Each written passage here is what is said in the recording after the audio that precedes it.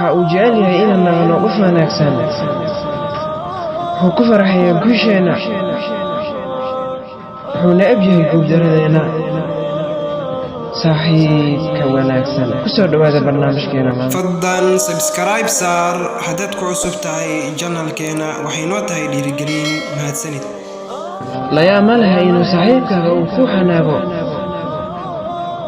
uu ka xumaado laakiin waxaa la yaab leh inuu xanaagaasi dartiis uu kaga tago layaama laha inuu saaxiibkaaga ku arko si qaldan laakiin waxaa la yaab leh inuu ku arko saaxiibkaaga cadowgiisa saaxiibka waa kan kacaylay xumaha ku farasamaha kula jecel wanaaga kula nacab xumaha mar walba kaa dhaadhacinaya inuu dartaada u nool yahay adigana dartiisa aad u nooshahay saaxiibtinimadu waa wax ku dhisan dareen xoog badan dareenka ay ku dhisan tahay saaxiibtinimada waxaa dareemi kara